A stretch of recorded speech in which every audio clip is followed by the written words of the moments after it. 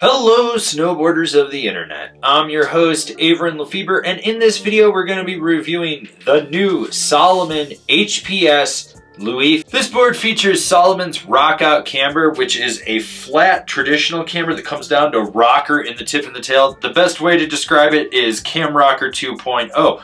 You're going to get that load and pop of traditional camber underfoot, but you got that rocker out in the nose and the tail, which is going to make it easier for powder float, entry in and out of turns, and pressability. This board is available in 155, 159, and 163. I rode this board at Arapahoe Basin on an overcast day with high visibility. There was a light dusting of snow on the corduroy, fresh powder off the run, chunder, chop, crust, kind of just a mix of everything in the spring, and I rode it with my Rome Black Label bindings and my K2 Thraxis boots. This board comes in at just past the middle of the road, whatever you want to call this flex, since it's not really a freeride board, but it's not really a freestyle board, and it's kind of a POW freestyle freeride board.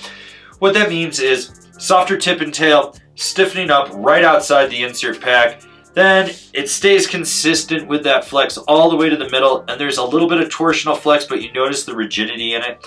When it comes to stability, yeah, at high speeds you're going to get some chop and chatter just resonating back through the front foot to the insert pack. You'll get a little in the tail, not as much. And then that center section is pretty much the most stable section of the board. Obviously, that's where the camber is. That makes the most sense. When you're going through rutted out terrain, it plows through everything as long as you're just preparing yourself that your knees need to be just bending with it. If you're trying to go in a little stiff leg, you're going to be fucked. Overall, it's a lively board more than it is a damp board.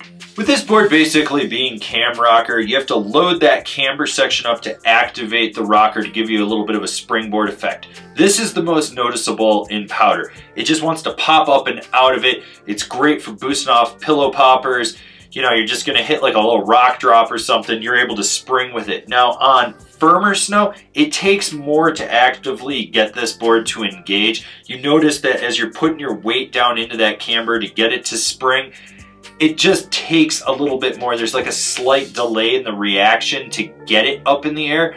Overall, it's not the snappiest board I've been on, but it is solid and it does get the job done. With this board having rocker in the nose and the tail, plus softer tips, you've got the makings for a board that can be really buttery when you want it to be in POW. So what you want to do is get your weight just outside where that camber section comes down and really leverage it out on the nose or the tail just to get it to lock in. And when you do, you feel secure, you feel like you can hold it, but when you need that spring, the camber section takes over and lets you pop out. This is a board where you can get sideways, pop it back around, do a 180, really feel like you're locked in, then once again pop it back around, or you can just lean back, push into it forward if you need to, if you're being lazy. I found that this board was really fun just with that nose kick being a little bit more abrupt than the tail in fresh POW, but you could really wheelie out if you needed to as well. This board has a smooth and consistent roll from edge to edge. You notice right away that with that rocker section that it steers a little bit more towards the insert pack, which just allows you to do some ankle steering when you need to, but it feels locked in. When you get over on edge and you really drive this board from the center back through the tail, you can feel that camber push into that rocker section and give you a little bit of spring to get you out of the turns. Now, I found that the best carves on this were those medium hard ones that let you just go from one side of the trail to the other, where you're not deeply aggressively driving your knee into the board and getting low with it. You're just more or less swooping and leaving a nice solid trench from one side to the other. That's where it really stood out. It's a fun board to actively carve on, and you can like do those little slashy carves in fresh snow, feel it grip on that firmer snow underneath, and then drive it back out. So who's this board for? The powder-focused freestyle rider. So when I was testing this board, I couldn't decide if I was gonna go more free ride with it or freestyle, because it's a powder free ride freestyle board, if that makes sense. It's designed to give you power where you need it, but playfulness where you want it. It's buttery in the tip and the tail, but you got this stable section through the middle that allows you to charge if you need to. I found myself just popping off everything I could in the POW, buttering around, just playing with it, having fun, and then I could go rail a carve when I needed to. So at the end of the day, would this be like one of those boards that's in that amalgamation of freeride freestyle powder that I would grab right away? Not necessarily, because it's just too different for me to really describe what category I could put it in perfectly. It is a good ride. It does well in POW. It does well on a groomer. It just wouldn't be my first choice.